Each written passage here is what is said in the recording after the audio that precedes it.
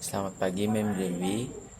Di sini saya akan mempresentasikan tentang pemanasan global materi kelas 7.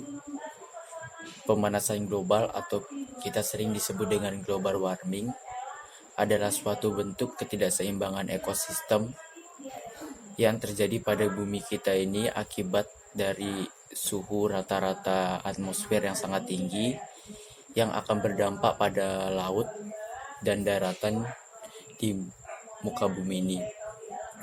Jadi sini sudah ngerangkum ada 3 judul yang saya buat, yaitu penyebab dari pemanasan global, cara mengatasinya, dan dampak dari pemanasan global itu. Yang pertama, penyebab pemanasan global. Yang pertama, gas rumah kaca dan bahan bakar fosil. Jadi bahan bakar fosil ini juga menjadi penyebab dari pencemaran tanah yang ada di muka bumi ini. Kenapa bahan bakar fosil? Bahan bakar fosil ini diakibatkan dari tumpahan minyak di sekitar sumur yang dibor untuk mendapatkan bahan fosil itu. Secara tidak langsung manusia telah mencemari udara dikarenakan bahan bakar fosil ini digunakan untuk bahan bakar truk, mobil, serta motor, dan yang akan mengakibatkan asap-asap yang akan mencemari udara. Setelah itu, efek rumah kaca ini tidak selalu berdampak negatif bagi bumi kita ini. Dikarenakan efek rumah kaca ini merupakan satu hal yang sangat penting supaya bumi kita ini tidak terlalu dingin yang akan mengakibatkan bumi ini tidak dapat dihuni atau tidak layak dihuni oleh manusia, seperti contohnya area Antartika yang beres seperti itu. Dan jika gas rumah kaca atau rumah kaca ini terlalu banyak atau berlebihan akan mengakibatkan suhu di bumi ini akan menjadi panas dan penyakit-penyakit itu tidak akan penyakit akan merajalela dan mengakibatkan manusia menjadi sakit dan lama-lama manusia akan hilang di muka bumi ini. Yang kedua, gas metana. Gas metana ini lebih condong kepada peternakan. Contohnya ini peternakan sapi dan domba. Sapi dan domba ini akan menghasilkan lebih banyak gas metana dibandingkan industri-industri minyak yang ada di bumi ini. Kenapa lebih banyak peternakan ini daripada industri minyak? Dikarenakan sendawa dan kentut ternak tersebut yang mengakibatkan 20% banyaknya gas metana dibandingkan industri minyak. Saat ini terdapat juga lebih banyak karbon dioksida yang ada di muka bumi ini dibandingkan dalam kurun waktu 800 tahun terakhir ini. Jadi 800 tahun terakhir ini karbon dioksida ini di atmosfer semakin besar di atmosfer dan suhu rata-rata yang ada di atmosfer akan semakin panas dan panas. Meskipun Amerika yang contohnya negara Amerika hanya memiliki 4% dari populasi dunia, atau populasi dunia ini kayak warga,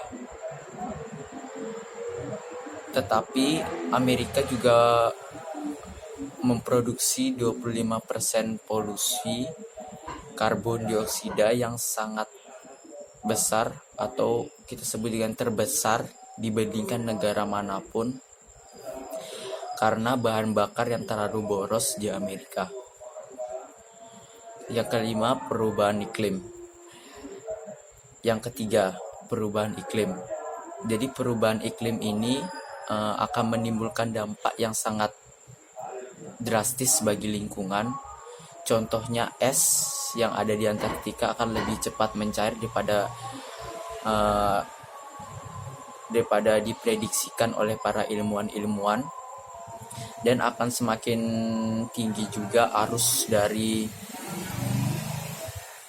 air laut, sungai maupun danau yang akan semakin tinggi juga. Yang keempat itu gelombang yang sangat panas. Gelombang yang sangat panas ini akan meningkat dan akan berisiko kepada manusia yang akan terkena penyakit yang berkaitan dengan panas tersebut. Sekitar 600.000 kematian terjadi di seluruh dunia akibat bencana alam yang terkait dengan pemanasan global ini. Sekitar 95% dari kematian dari 600.000 kematian ini terjadi di negara-negara berkembang seperti Amerika, Cina, maupun Indonesia. Menurut catatan sejarah, tahun 2014 adalah tahun paling panas di dunia. Tahun 2014 ini telah mencetak rekor yang sudah ditetapkan pada tahun 2010. Dan global warming ini sering dikaitkan dengan suhu panas. Menurut Plan Earth 3 Today atau PATT, global warming ini di satu sisi ada berdampak positif dari global warming ini. Contohnya hutan hujan Amazon yang dapat berubah menjadi gurun. Jadi kita tahu hutan Amazon ini dengan kita kenal dengan hijaunya, dan sedikit atau sebagian sedikitnya berubah menjadi gurun karena akibat global warming ini. Contohnya lagi gurun Sahara di Arab menjadi sedikit lebih hijau atau sebagian lebih hijau. Yang kita kenal gurun Sahara ini tempat paling terpanas di muka bumi. Kita lanjut yang judul kedua, dampak dari pemanasan global. Dampak dari pemanasan global ini tidak hanya dirasakan oleh manusia, tetapi juga dirasakan oleh hewan maupun tumbuhan.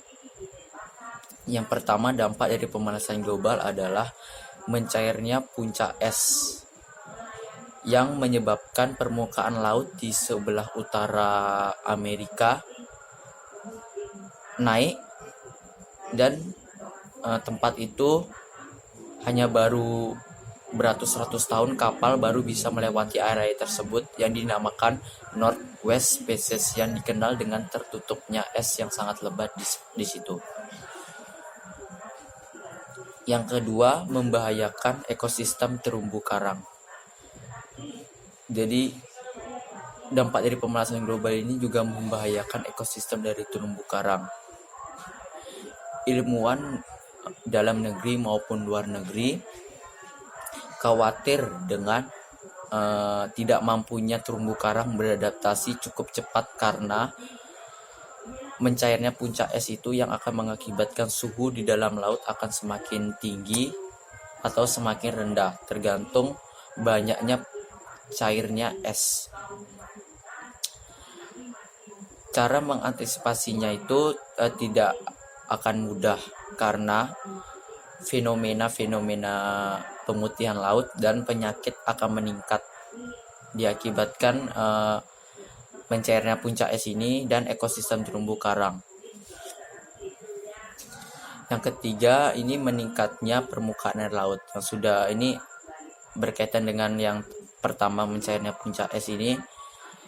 Dia meningkat karena mencairnya puncak es ini yang akan tinggi secara perlahan-lahan, yang akan diperkirakan oleh Indonesia. Ini ambil contohnya Indonesia, itu lebih dari 10.000 orang atau bisa beratus ribu orang yang akan mengungsi di tempat yang lebih tinggi, dan orang-orang yang tadi bisa itu tuh di daerah pesisir. Oleh karena itu dari beberapa pihak atau mungkin dari pemerintah akan melakukan proyek kota terapung yang akan mengantisipasi terjadinya banjir dan kurangnya tempat tinggal. Akibat dari pemanasan bumi ini, permukaan air laut di global telah meningkat sekitar 8 inci.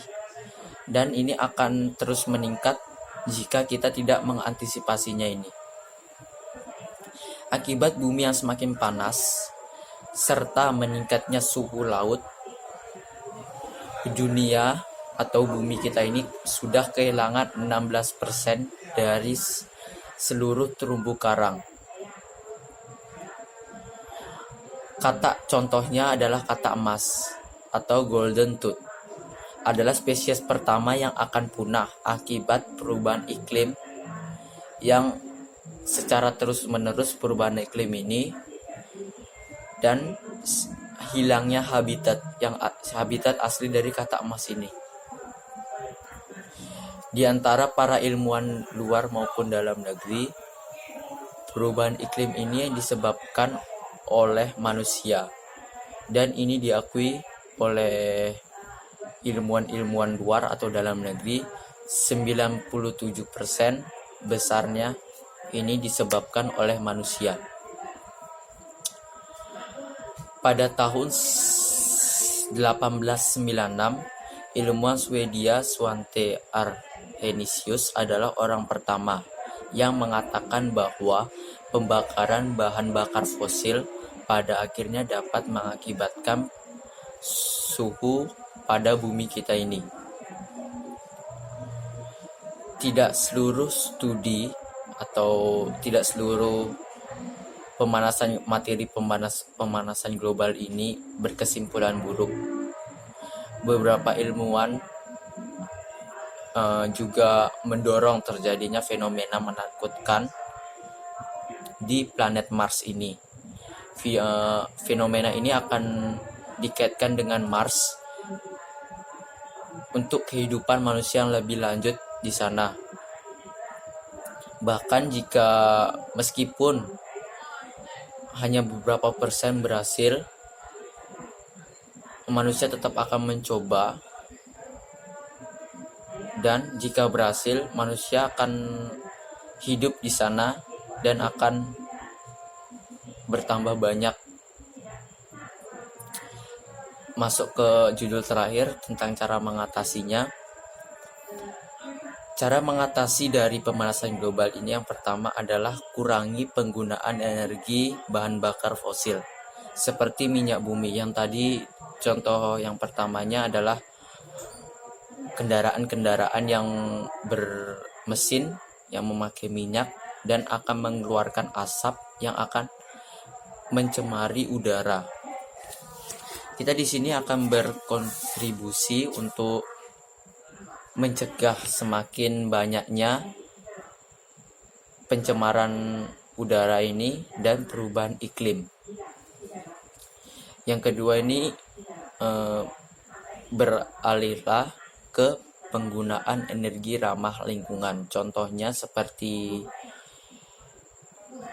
menggunakan energi angin, matahari, seperti itu. Yang ketiga, jika memungkinkan, kita lebih baik tinggal di dekat sekolah, tempat kerja, atau lain halnya yang kita penting dalam sehari-hari. Kita tinggal dekat di tempat seperti itu, dan itu akan lebih sedikit mengurangi biaya transportasi dan energi-energi yang akan dihasilkan. Yang keempat adalah hemat penggunaan listrik. Hemat dari penggunaan listrik ini contohnya mematikan perangkat yang tidak dibutuhkan dan barang-barang yang tidak diperlukan itu dicabut lebih baik, atau mematikan lampu saat siang hari. Yang kelima ini, belilah produk yang tahan lama dan awet. Jadi kalau beli produk rugi kita kalau beli produk yang hanya lebih cepat dan tidak berguna. Lebih baik kita membeli yang produk yang tahan lama dan awet, serta diproduksi lokal dan tidak dijual di luar negeri, karena akan mulai meningkatkan bahan bakar atau energi. Justru kita di sini akan mengurangi, malah bertambah karena membeli bahan di luar negeri, dan akan memperpanas atmosfer itu. Dan lebih hemat dalam hal apapun.